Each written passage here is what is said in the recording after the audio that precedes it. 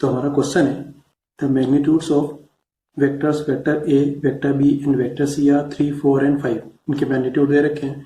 If vector A plus vector B is equal to vector C, the angle between vector A and vector B is what. ठीक है, तो हम लोगों को पूछा क्या है, पहले तो angle between vector A and B ये हम लोगों को पूछ रखा है. गिवन क्या है, vector A plus vector B is equal to vector C. तो देखो हम इसको पहले लिख लेते हैं कि vector A plus vector B is equal to vector C ये दे रखा है, और इन सब के मैग्नीट्यूड हम लोगों को दे रखे हैं. तो मैं मैग्नीट्यूड को इस तरीके से लिख रहा हूँ. ए इज इक्वल टू दे रखा है 3, बी इज इक्वल टू दे रखा है 4 और सी इज इक्वल टू दे रखा है 5. ठीक है, अब ये किसके जैसा दिख रहा है, ये दिख रहा है resultant of vector A and vector B. उस समय पर हम लोग वेक्टर आर लिखा करते थे, याद है. अब देखो, तो आर का फॉर्मूला उस समय पर हमारे पास में कैसा हुआ करता था. आर का फॉर्मूला होता था root A square plus B square plus 2ab cos theta. ये थीटा इन दोनों के बीच में, ए और बी के बीच में एंगल हुआ करता है. ठीक है, आर की जगह यहाँ पर सी लिखा हुआ है तो हम लोग सी लिख देते हैं और इसका स्क्वायर कर देते हैं. तो स्क्वायर करेंगे तो यहाँ तो हो जाएगा सी स्क्वायर, आर की जगह सी लिख दिया, और इधर ये स्क्वायर रूट हट जाएगा.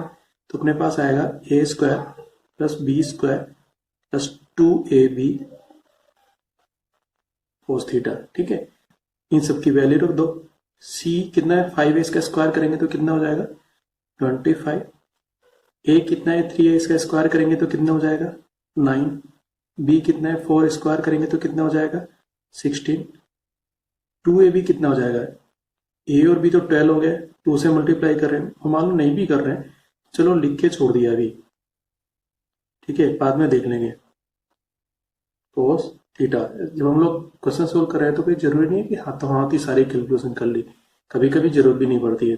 जैसे यहाँ पर 16 और 9 कितने हो जाएंगे 25, और इसको हम लोग उधर भेज देंगे तो हमारे पास में आ जाएगा 25 minus 25 is equal to 2 into 3 into 4 कोस थीटा. तो ये कितना हो गया 0 हो गया भैया. तो 0 is equal to 2 into 3 into 4 कोस थीटा. अब इन तीनों को 0 में डिवाइड कर दो या क्रॉस मल्टीप्लाई करके लेके आ जाओ.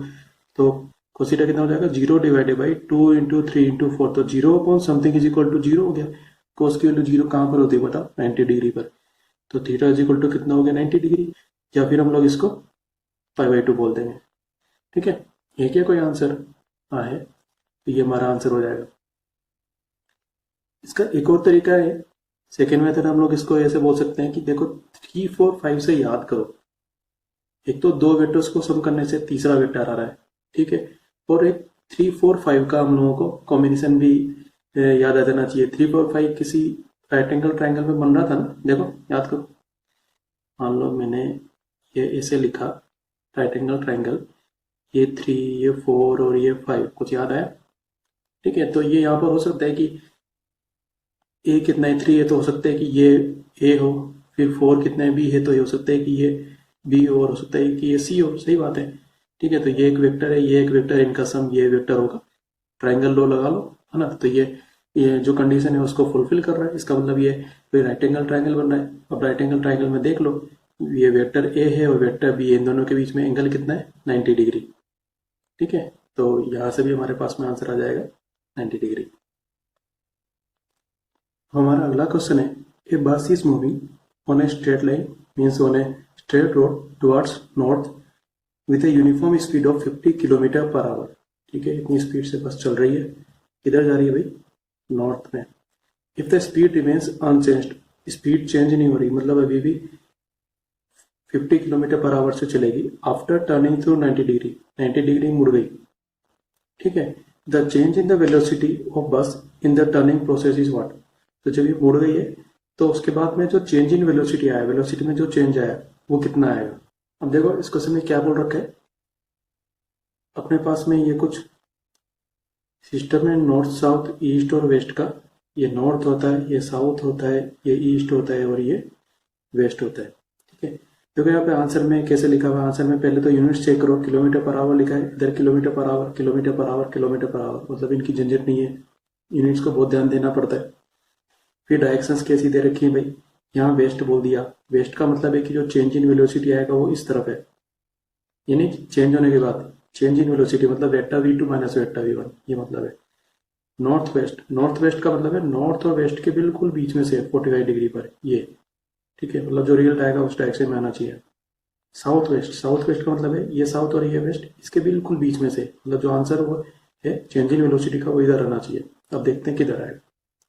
तो हो क्या रहा है कि अपने पास में कोई बस है, वो चल रही है, किधर चल रही थी, नॉर्थ डायरेक्शन में, तो ये नॉर्थ डायरेक्शन में हमने चला दी, ठीक है। इसका जो इनिशियल वेलोसिटी है उसको हम लोगों ने वेक्टर v1 बोल दिया, और इसकी वैल्यू कितनी है 50। देखो हम लोग इसको एक्स वाई एक्सिस की तरह मान लेते हैं, तो ये प्लस एक्स एक्सिस, ये प्लस वाई एक्सिस हो जाएगा, ठीक है। तो ये नॉर्थ की तरफ जा रही है, इसलिए मैं इसको 50 जे केप लिख देता हूँ, ठीक है। अब उसके बाद में ये 90 डिग्री मुड़ा, तो 90 डिग्री इधर भी मुड़ सकता है राइट हैंड साइड में, और लेफ्ट हैंड साइड में किधर भी मुड़ सकता है। तो हम लोग दोनों अप्रोच ट्राई करेंगे, क्योंकि हम लोगों का मेंशन नहीं कर रखा है कि किधर मुड़ रहा है, ठीक है। तो मान लिया ये राइट हैंड साइड में मुड़ गया, ठीक है, मतलब ईस्ट की तरफ मुड़ गया, है ना। और क्योंकि इसकी वैल्यू नहीं चेंज हुई है तो ये भी 50 ही है, तो वेक्टर v2 जब राइट साइड में आ गया तो कितना हो जाएगा 50 आई, और इसकी जगह पर लेफ्ट में मुड़ रहा होता तो बताओ, ये अपना वेक्टर v1 होता 50 जे, लेफ्ट में मुड़ जाता 90 डिग्री तो इधर डायरेक्शन आती, तो vector v2 is equal to कितना होता माइनस 50 आई, क्योंकि ये वाली डायरेक्शन माइनस एक्स एक्सेस वाली होती, ठीक है। अब हम लोगों को क्या निकालना है, चेंज इन द वेलोसिटी। तो change in the velocity vector delta v is equal to होता है vector v2 minus vector v1, ठीक है। यहाँ पर निकालते हैं, v2 ये है 50i माइनस 50j, ठीक है। यहाँ पर कैप नहीं लगा रहा, हम लोग को यहाँ पर आई जे के भी नहीं लिख रखा, डायरेक्शंस लिख रखी है और मैग्नीट्यूड लिख रखा है। तो मैग्नीट्यूड निकालते हैं, vector delta v is equal to कितना आएगा बताओ, इसका स्क्वायर, तो फिर माइनस 50 स्क्वायर यानी कि प्लस 50 स्क्वायर, ये कितने हो गए, 2 हो गए, तो √2 50 स्क्वायर, 50 स्क्वायर तो बाहर आ जाएगा 50 होके, तो यहाँ कितना हो जाएगा √2 कितना होता है 1.41।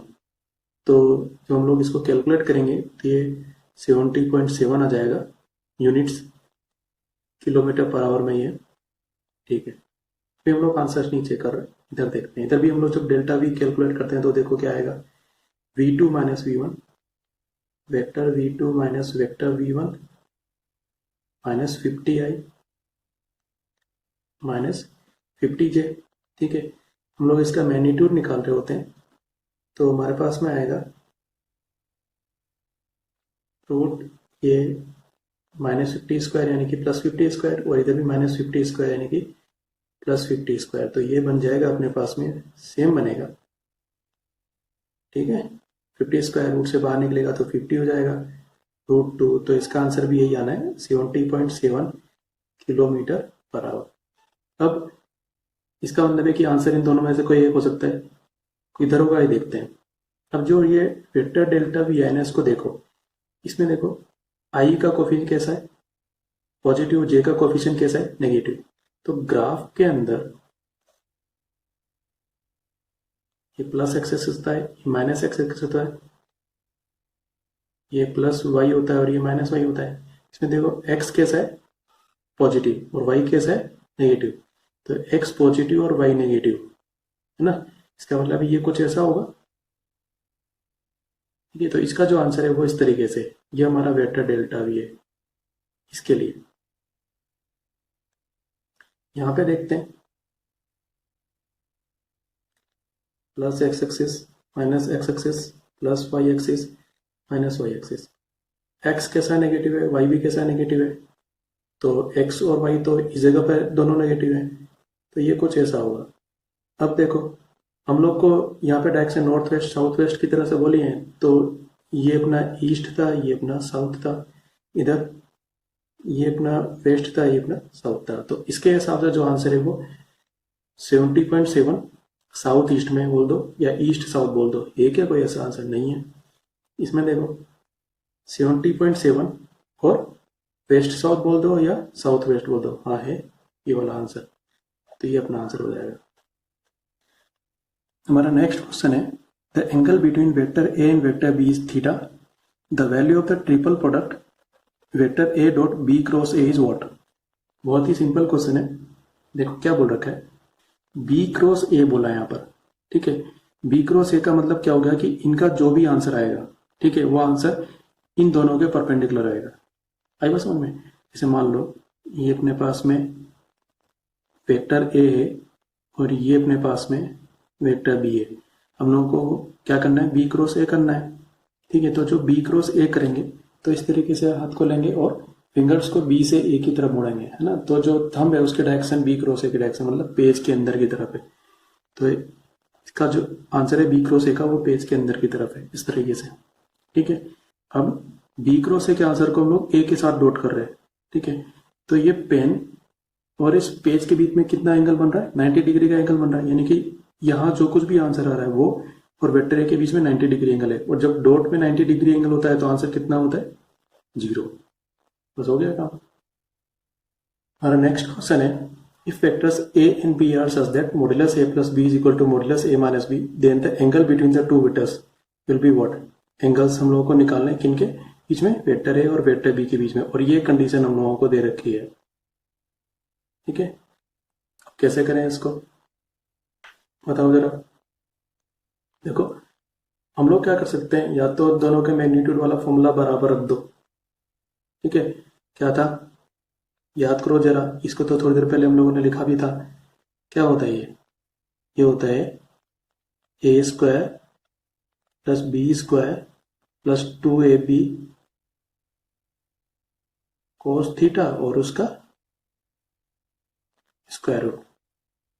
और इसका फॉर्मूला क्या होता है भाई, स्क्वायर रूट में होता है A square plus B square minus 2ab cos theta, ठीक है। दोनों साइड स्क्वायर कर दो तो स्क्वायर रूट हट जाएगा। A square plus B square plus 2ab cos theta आएगा, इधर इधर कितना आएगा भाई, A square B square minus 2ab cos theta. A square से A square cancel, B square से बी स्क्वायर कैंसिल। इस नेगेटिव वाले को मैं उधर लेके जा रहा हूँ तो उधर प्लस हो जाएगा जाके, 2 यहाँ पे कितना हो जाएगा ये 4ab कोस थीटा, और जब इसको उधर लेके चला गया तो यहाँ कुछ भी नहीं बचा, इसलिए 0। अब 4ab को इसके नीचे ले जाओ क्रॉस मल्टीप्लाई करके, तो cos theta is equal to कितना हो जाएगा, 0 डिवाइडेड बाई 4ab, और कितना हो गया 0। अब कोस की वैल्यू 0 कहाँ पर होती है भाई, 90 डिग्री पर, तो अपना आंसर कितना हो जाएगा 90 डिग्री। हमारा नेक्स्ट क्वेश्चन है the resultant of vector A into 0। यहाँ पे कोई वेक्टर नहीं है, ऐसा नहीं है कि ए क्रॉस बी वगैरह, वेक्टर ए को हम लोग 0 से मल्टीप्लाई कर रहे हैं, तो उसका रिजल्टेंट क्या आएगा, इन चारों में से कुछ। देखो अपने पास में कोई वेक्टर ए है, ठीक है, इसको मैं 2 से मल्टीप्लाई कर देता हूं तो हमारे पास में आता है 2 इंटू वेक्टर है, ठीक है। मतलब जो आंसर आया वो एक वेक्टर आया, ठीक है, और उसकी लेंथ कितनी हो गई, अब डबल हो गई ना। जैसे मान लो ये वेक्टर ए है, इसका मैग्नीट्यूड मान लो कुछ ऐसा है, या ये वेक्टर इतना सा है, तो जब मैं इसको 2 से मल्टीप्लाई करूंगा तो मेरे पास इसी डायरेक्शन का एक वेक्टर आएगा जो इसकी लेंथ का डबल हो जाएगा, ये इसका मतलब होता है। तो जब हम लोग इसको 0 से मल्टीप्लाई करेंगे तो इसका कोई ना कोई आंसर आना चाहिए, और वो आंसर किस फॉर्म में आएगा, वेक्टर फॉर्म में। तो ना तो ये आंसर है ना ये आंसर है, इन दोनों में से कोई एक है, ठीक है। और उसका आंसर कितना हो जाएगा, उसकी लेंथ कितनी हो जाएगी 0, क्योंकि यहाँ पर लेंथ 2 से मल्टीप्लाई करने पर डबल होगी, तो 0 से मल्टीप्लाई करने पर लेंथ कितनी होगी 0, तो उसको हम क्या बोलेंगे 0 वेक्टर। अगला क्वेश्चन है a body constraint to move in Y direction, मतलब उसको खाली वाई डायरेक्शन में चला सकते हैं, is subjected to a force given by this, what is the work done. क्या निकालना है, work done by this force in moving the body through a distance of 10 meter, किधर, अलोंग वाई डायरेक्शन। तो हम लोगों को वो फोर्स पता है, डिस्टेंस पता है और उसकी डायरेक्शन भी पता है, ठीक है। तो डिस्टेंस और डायरेक्शन पता है तो मतलब डिस्प्लेसमेंट हो गया, तो ये कितना हो जाएगा 10, वाई डायरेक्शन बोल रखा है, वाई एक्सिस मतलब प्लस वाई एक्सिस, तो इसको हम लोग लिख देंगे कि डिस्प्लेसमेंट कितना हो गया 10J। फोर्स हम लोगों को दे रखा है -2I plus 15J plus 6K। ठीक है, तो वर्क डन कितना होता है बताओ। W is equal to vector F dot vector D, बस डॉट करो, -2I plus 15J plus 6K dot 10J। जब हम लोग दो वेक्टर्स को डॉट कर दें तो खाली I वाले मल्टीप्लाई होंगे आपस में, खाली J वाले और खाली K वाले। तो I वाले तो है ही नहीं, J वाले हाँ है, तो 15 और 10 मल्टीप्लाई हो जाएगा, दोनों पॉजिटिव पॉजिटिव है तो पॉजिटिव आएगा 150। फिर K वाले है ही नहीं, बस इतना ही है, तो अपना आंसर कितना हो जाएगा 150 का आंसर 150। नेक्स्ट क्वेश्चन है the angle between two vectors, vector A IJK में दे रखा है, वेक्टर बी IJK में दे रखा है, इज व्हाट। तो ये तो बहुत सिंपल है, हम लोग डायरेक्ट फॉर्मूला यूज करेंगे। cos theta is equal to vector A dot vector B divided by modulus A modulus B. A dot B करना है, दोनों को हम डॉट करते हैं, तो डॉट करते हैं तो आई वाले मल्टीप्लाई होंगे, जे वाले मल्टीप्लाई होंगे और के वाले मल्टीप्लाई होंगे। ठीक है, तो जब आई वाले मल्टीप्लाई होंगे तो 3 और 3 कितना हो जाएगा 9, जे और जे वाले मल्टीप्लाई होंगे तो 4 और 4 कितना हो जाएगा 16, और के वाले मल्टीप्लाई होंगे तो माइनस में आएगा क्योंकि एक प्लस है और दूसरा माइनस है, और कितना जाएगा 25 divided by magnitude of A का मैग्नीट्यूड कितना आएगा root 3 square 4 square 5 square 3 square 4 square 5 square, और इसी तरीके से बी का मैग्नीट्यूड कितना आएगा 3 स्क्वायर 4 स्क्वायर 5 स्क्वायर। अब देखो यहाँ देखते हैं 16 और 9 कितना होता है 25, कितना होता है 25 में से 25 जाएगा तो कितना बचेगा 0, तो न्यूमरेटर में तो 0 आ गया, 0 divided by something is equal to 0। तो cos 0 कब होता है जब theta is equal to 90 degree. ये अपना आंसर है। हमारा अगला क्वेश्चन है the position vector of a particle vector R is equal to A cos omega T I A sine omega T J, the velocity of the particle is what. क्या पूछे velocity. अब हम लोगों को यहाँ कुछ वैल्यू नहीं दे रखी, हम लोगों को खाली डायरेक्शंस पूछे हैं। जैसे पहले में क्या लिखा है directed towards the origin, origin की तरफ ए बी की direction, directed away from the origin, origin से दूर है, parallel to the position vector, मतलब वेलोसिटी और पोजीशन वेक्टर दोनों पैरेलल है, perpendicular to the position vector, मतलब वेलोसिटी और आर दोनों परपेंडिकुलर है। ठीक है, अब वेलोसिटी कैसे निकालेंगे यहाँ पे पहले बताओ। वेलोसिटी इज इक्वल टू होगा D by D T of vector, मतलब इसका डिफ्रेंसिएशन करो, इसका डिफ्रेंसिएशन करेंगे ये होगा D by D T of A cos omega T, I cap तो खाली डायरेक्शन बताने का काम कर रहा है, D by D T of A sine omega T, और जे कैप भी खाली डायरेक्शन बताने का काम कर रहा है। तो यहाँ पर ए फिर ओमेगा आ जाएगा, फिर कोस का डिफ्रेंसिएशन माइनस साइन होता है तो ये हो जाएगा माइनस साइन ओमेगा टी, फिर इसी तरीके से ए और ओमेगा आ जाएगा यहाँ पर, ए ओमेगा साइन का डिफ्रेंसिएशन प्लस कोस होता है तो कोस ओमेगा टी इधर आएगा, फिर साथ में आई के इधर आ जाएगा जे के। ठीक है, अब यहाँ से कैसे पता करेंगे कि ये ओरिजिन की तरफ जा रहा है कि ओरिजिन से दूर जा रहा है कि आर के पैरेलल है कि आर के परपेंडिकुलर है। देखो ठीक है, मान लो हम लोगों ने t इज इक्वल टू 0 माना तो r क्या आएगा cos 0 कितना होता है 1 होता है ना, तो अपने पास यहाँ कितना बचेगा a, साइन 0 0 होता है तो ये पूरा हट जाएगा। ठीक है, और वेक्टर भी कितना आएगा cos 0 1 होता है तो ये हट जाएगा, खाली ये बचेगा, साइन 0 0 होता है पूरा हट जाएगा, ये हो जाएगा ए ओमेगा और जे के। ठीक है, अब इसका मतलब ये है कि वी देखो जे के, अभी यहाँ जे के पा रहा है, मतलब ये वाई की तरफ हो सकता है, ओरिजिन हमारा ये है वाई की तरफ होगा। अब ए और ओमेगा कैसे हैं, ओमेगा तो चलो एंगुलर वेलोसिटी है तो पॉजिटिव है, ए तो कोई कांस्टेंट है ना, ये नहीं पता है अपन को, तो ए पॉजिटिव होगा तो ये ऊपर की तरफ होगा और ए नेगेटिव होगा तो ये नीचे की तरफ होगा। ठीक है ना, जब ऊपर की तरफ होगा तो v is away from the origin, और जब नीचे की तरफ होगा तो भी it is away from the origin. तो हो सकता है कि यह आंसर हो, ठीक है, एक चीज। दूसरा, आर देखो किधर आ रहा है, आर आई कैप आ रहा है, यानी कि ये इस तरफ है, और वी जो है या तो ऊपर की तरफ है या फिर नीचे की तरफ है। तो दोनों केस में आर और वी कैसे परपेंडिकुलर है, इसका मतलब ये भी आंसर है और ये भी आंसर है, इन दोनों में से कोई एक आंसर हो सकता है। आई बस। और ये तो हम लोगों ने स्पेशल केस लिया है जब T is equal to 0 degree, ये और कुछ भी हो सकता है ना। हम लोग टी इज इक्वल टू और कुछ ले लेते हैं, है ना। हम लोग टी इज इक्वल टू ले लेते हैं, मान लो 45 डिग्री डिवाइडेड बाई ओमेगा ले लेते हैं, क्यों, ताकि ओमेगा वगैरह कैंसिल हो जाए, इसलिए और कुछ नहीं।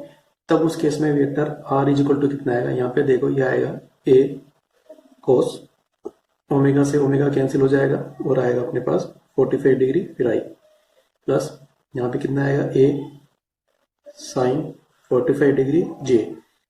इनकी वैल्यू हम लोगों को पता है 1/√2 होती है, दोनों की वैल्यू।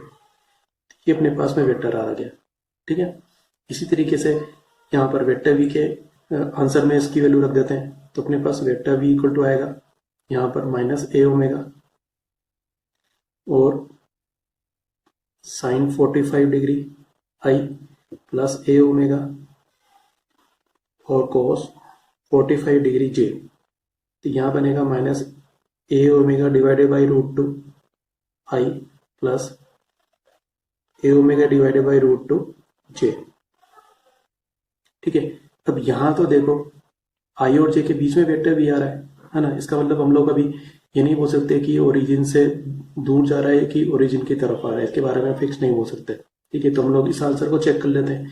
इसको चेक करने के लिए आर डॉट भी करना पड़ेगा, क्योंकि दो वेक्टर्स परपेंडिकुलर होते हैं तो क्या होता है, तो उस केस में A dot B is equal to 0 होता है। तो हम लोग क्या कर लेते हैं, वी डॉट आर चेक कर लेते हैं। जब हम लोग वी डॉट आर चेक करेंगे तो आई आई वाले मल्टीप्लाई होंगे, यानी कि ए upon √2 minus A omega upon √2 से मल्टीप्लाई होगा, तो हमारे पास में आएगा माइनस, क्योंकि ये पॉजिटिव और ये नेगेटिव है, A square omega divided by 2। और जब जे और जे वाले मल्टीप्लाई होंगे, दोनों पॉजिटिव पॉजिटिव है तो प्लस आएगा, और मल्टीप्लाई करेंगे तो plus A square omega by 2, ठीक है। तो ये तो दोनों सेम आ गए, तो दोनों कैंसिल हो जाएंगे और आंसर कितना आ जाएगा 0। तो यहाँ से हम लोगों को vector V dot vector R is equal to 0 मिल रहा है। इसका मतलब है ये आंसर ज्यादा करेक्ट है, मोस्ट ऑफ द टाइम ये आंसर करेक्ट है, तो हम लोग इसको करेक्ट मानेंगे, ठीक है। हमारा नेक्स्ट क्वेश्चन है फाइंड द टॉर्क। टॉर्क निकालना है हम लोगों को of a force F I J K में दे रखा है, acting at the point vector R equal to this one. तो हम लोगों को पॉइंट का पोजीशन वेक्टर दे रखा है, बहुत ही सिंपल है। टॉर्क कितना होता है बताओ, vector tau equal to vector R cross vector F, R cross F करना है बस। तो कैसे करते हैं बताओ, हम लोग डिटरमिनेंट बनाते हैं, पहले आर को लिखते हैं, लिखा आई जे और के, आर कितना है 7 3 और 1, 7 3 और 1। फिर एफ को लिखते हैं -3 1 और 5, -3 1 और 5 लिख दिया, ठीक है। अब यहाँ पर हम लोग दोनों तरह के मेथड काम में ले लेते हैं, सीख लेते हैं वापस से। तो पहले मेथड में क्या करेंगे, आई लिखेंगे, आई वाली लाइन और कॉलम को हटा देंगे और छोटे वाले डिटरमिनेंट को लिखेंगे 3 1 1 5, फिर माइनस जे लिखेंगे, जे वाली लाइन और कॉलम को हटा देंगे 7 1 -3 और 5 लिखेंगे, 7 1 -3 और 5, फिर प्लस के लिखेंगे, के वाली लाइन और कॉलम को हटा देंगे 7 3 -3 और 1 लिखेंगे, 7 3 -3 और 1। ये हो गया काम। अब इसको इससे मल्टीप्लाई करना है 15, फिर इसको इससे मल्टीप्लाई करना है 1 और दोनों को माइनस कर देना है। इसको इससे मल्टीप्लाई करेंगे 35, इसको इससे मल्टीप्लाई करेंगे कितना आएगा -3 आएगा और दोनों को माइनस कर देना है। 1 को 7 से मल्टीप्लाई करेंगे 7 और -3 को 3 से मल्टीप्लाई करेंगे -9 और दोनों को माइनस कर देना है। यहाँ तो बहुत सिंपल है, 15 में से 1 गया कितना 49। यहाँ पे देखो ये माइनस माइनस प्लस हो जाएगा, तो 35 और 3 कितना हो जाएगा 38, या 38 जे, यहाँ पे भी माइनस माइनस प्लस हो जाएगा, 9 और 7 प्लस हो जाएगा तो कितना हो जाएगा 16 के। है क्या कोई आंसर, हाँ ये अपना आंसर है, ये हो गया आंसर। दूसरा मेथड ये है,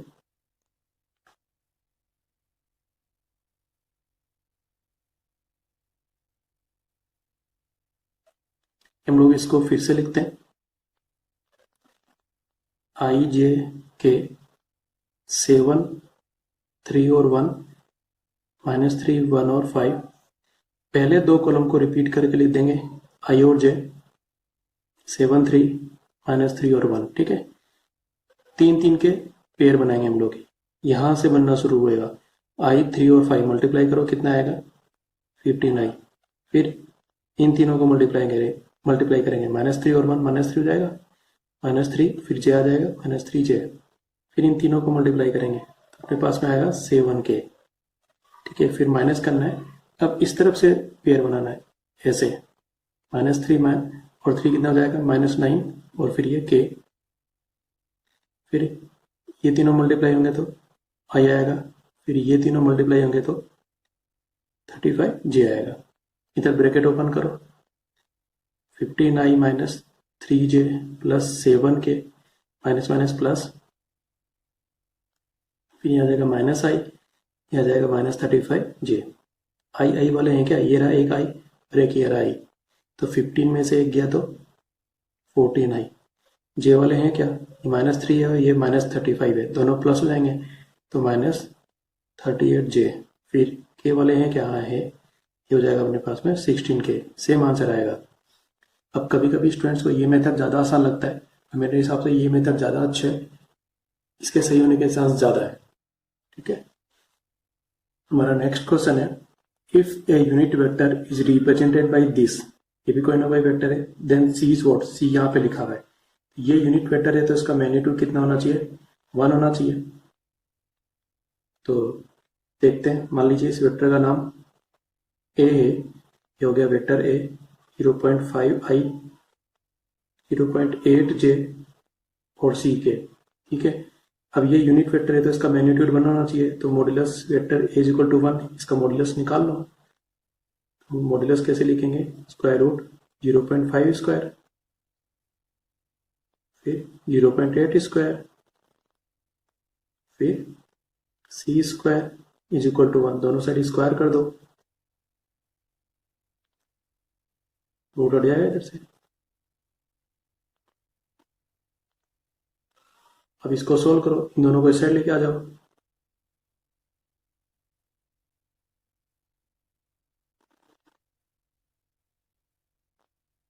ठीक है, ये कितना आएगा बताओ जरा, ये कितना आएगा, ठीक है, कितना हो गया भाई,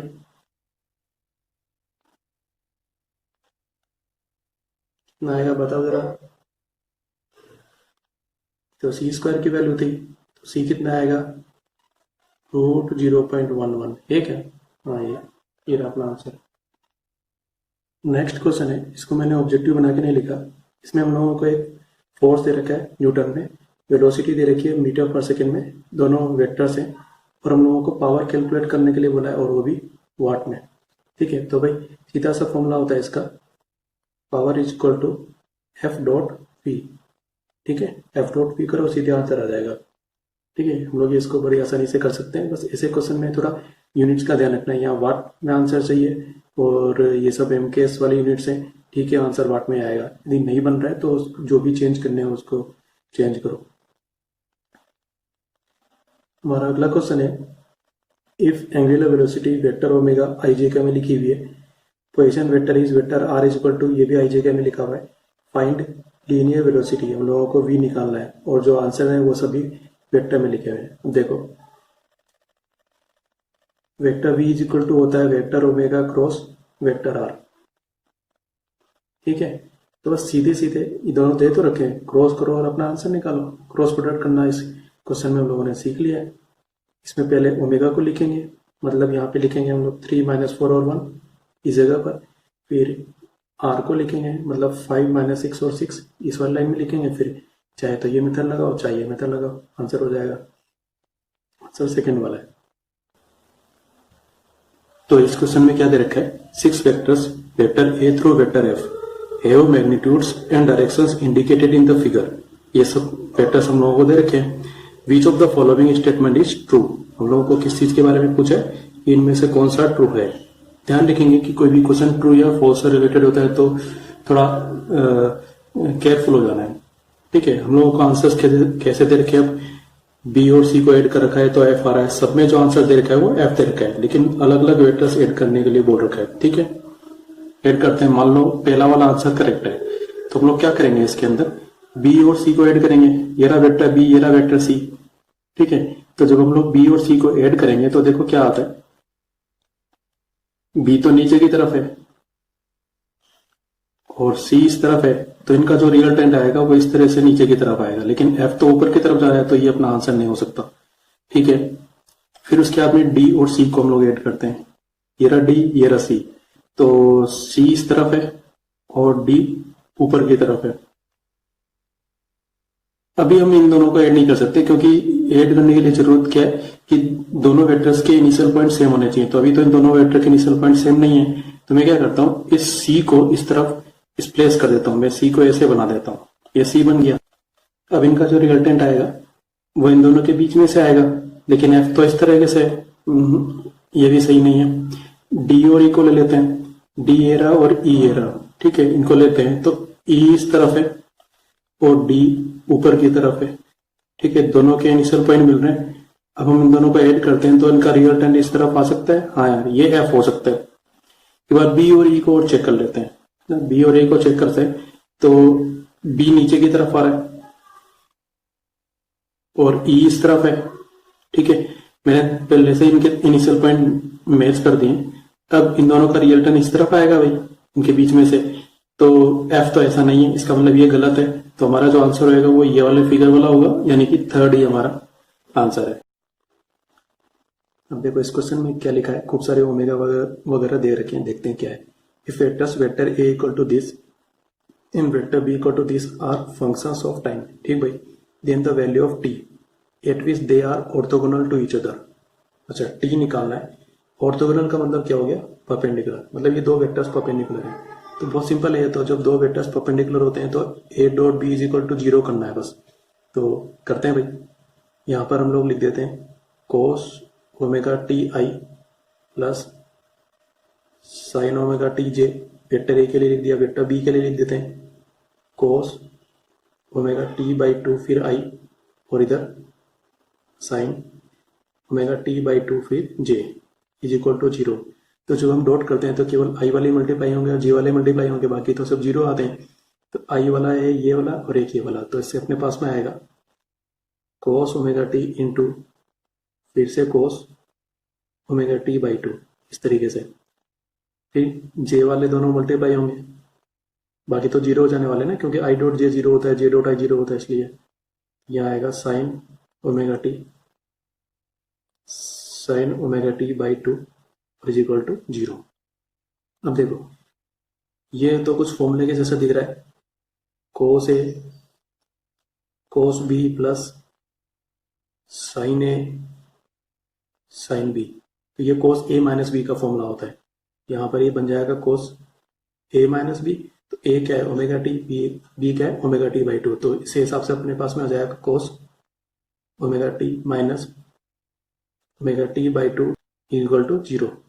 यहाँ पर आएगा cos omega T by 2 is equal to 0। अब कोस की वैल्यू 0 कब होती है, पाई बाई 2 पे होती है। भाई पाई 19 नहीं लिख रहे, क्योंकि यहाँ पे आंसर्स पाई वगैरह में लिखे हुए हैं। तो इसका मतलब है ओमेगा टी बाई 2 कितना होना चाहिए, पाई बाई 2। हम लोग को क्या निकालना है, टी निकालना है ना, then the value of T. ठीक है, तो बाकी को क्रॉस मल्टीप्लाई कर देते हैं। तो वैसे ही 2 से 2 कैंसिल, ओमेगा इधर लिया, तो टी इक्वल टू कितना हो जाएगा, पाई बाई ओमेगा। आंसर लिखा हुआ है क्या, हाँ ये अपना आंसर हो जाएगा। इस क्वेश्चन में क्या लिखा है, the moment of the force F at this, यानी कि जो फोर्स है वो इस पॉइंट पर वर्क कर रहा है, अबाउट द पॉइंट दिस, मतलब मोमेंट किसके रेस्पेक्ट में निकालना है, इसके रेस्पेक्ट में, लेकिन ये वर्क किस पर कर रहा है, इस पर। तो वैसे मोमेंट क्या होता है, आर क्रॉस एफ होता है। ठीक है, अब देखो हो क्या रहा है कि ये अपने पास में पॉइंट है, वो ये पॉइंट ए है, 2 -2 -2। ठीक है, और एफ यहाँ पर वर्क कर रहा है। ठीक है, और इस पॉइंट को मैं बी बोल देता हूँ, कितना है 2 0 -3। ठीक है, तो मेरे को ये वाला आर चाहिए होगा। ठीक है, ये आर निकालना है तो ये वेक्टर ए बी हो गया, तो वेक्टर ए बी मतलब बाद वाला माइनस पहले वाला। तो मैं जो आर बोलूंगा वो कैसे बोलूंगा, इसमें से इसको माइनस करना है। तो ये दरअसल क्या है, 2i, जे तो है ही नहीं इसके अंदर, 0j बोल तो चाहो तो, या माइनस 3k, और ये दरअसल क्या है 2i minus 2j minus 2k। अब हम लोगों को इसमें से इसको माइनस करना है, 2i में से 2i तो 0 हो गया, 0j में से माइनस 2j करेंगे तो प्लस 2j बचेगा, माइनस 3k में से ये माइनस करूंगा तो माइनस k बचेगा। तो ये अपना वेक्टर आर हो जाएगा ऐसे इस डायरेक्शन में। ठीक है, 2j minus k cross 4i plus 5j minus 6k। अब क्रॉस करने के लिए क्या करते हैं बताओ, i j k लिखते हैं, फिर यहाँ पर हम लोग कोफिशिएंट लिखते हैं, i तो है ही नहीं 0, j का कितना है कोफिशिएंट 2, k का कितना है -1, इसमें i का 4 है, j का 5 है और k का -6। ठीक है, अब इसको सोल्व करने के लिए हम लोग ऐसे करते हैं, i लिखते हैं, i वाले कॉलम और इनको रो को हटाते हैं, छोटे वाले डिटरमिनेंट को लिखते हैं 2 -1 5 और -6, फिर माइनस j लिखते हैं, j वाले पोर्शन को हटाते हैं और छोटे वाले डिटरमिनेंट को लिखते हैं 0 -1 4 और -6, फिर k के लिए k वाले पोर्शन को हटा देंगे, छोटा वाला डिटरमिनेंट लिखेंगे 0 to 4 और 5। ठीक है, अब देखो यहाँ पे इसको इससे मल्टीप्लाई करते हैं -12, फिर इसको इससे मल्टीप्लाई करेंगे तो -5 आएगा, फिर इसमें से इसको माइनस करते हैं इसलिए +5 हो जाएगा, फिर इसको इससे मल्टीप्लाई करेंगे तो 0, इसको इससे मल्टीप्लाई करेंगे तो -4 आएगा, फिर लेफ्ट वाले से राइट वाले को माइनस करते हैं तो ये +4 हो जाएगा, इसको इससे मल्टीप्लाई करेंगे तो 0, फिर -4 और 2 8। तो यहाँ पर अपने पास कितना आएगा बताओ, -7i, यहाँ कितना आएगा -4j, और यहाँ कितना आएगा -8k। ठीक है, यहीं पर हाँ है fourth option. A particle moves from point this to this. When a force of this Newton is applied, how much work has been done by the force? बहुत सिंपल है ये तो, work is equal to vector F dot vector D. Vector F तो हम लोगों को पता है, डी यहाँ से आएगा, पॉइंट कहाँ से, पार्टिकल कहाँ से कहाँ तक मूव कर रहा है, यहाँ से यहाँ तक, तो ये अपने पास में ए है, इसके वेक्टर हम लोग को दे रखे हैं 2i प्लस 5j, फिर ये बी पर आ गया, उसके वेक्टर दे रखे हैं 4j प्लस 3k, मतलब इनके पोजीशन वेक्टर दे रखे हैं। तो जो डी आएगा वो इस तरीके से आएगा, ए से बी पर जा रहा है तो वेक्टर डी इक्वल टू बाद वाला माइनस पहले वाला, तो यहाँ आई है ही नहीं, तो 0i में से ये माइनस होगा तो प्लस का 2i जाएगा, क्योंकि माइनस माइनस प्लस हो जाएगा, फिर 4j में से 5j जाएगा तो माइनस का j बचेगा, और इधर k नहीं है तो 3 में से 0 जाएगा तो 3 बचेगा, तो 3k, ये अपना वेक्टर डी हो गया। f हम लोगों को पता है, तो work done is equal to कितना हो जाएगा 4i plus 3j dot 2i minus j plus 3k। अब डॉट करते हैं तो केवल i वाले डॉट होंगे और केवल j वाले डॉट होंगे, बाकी तो 0 आते हैं। i ये है भाई, ये हो जाएगा 4 और 2 8, फिर j वाले हैं क्या 3 और -1 है यानी कि -3, बाकी तो कुछ मतलब ही नहीं है, कितना आएगा 5 आंसर दे रखा है क्या, हाँ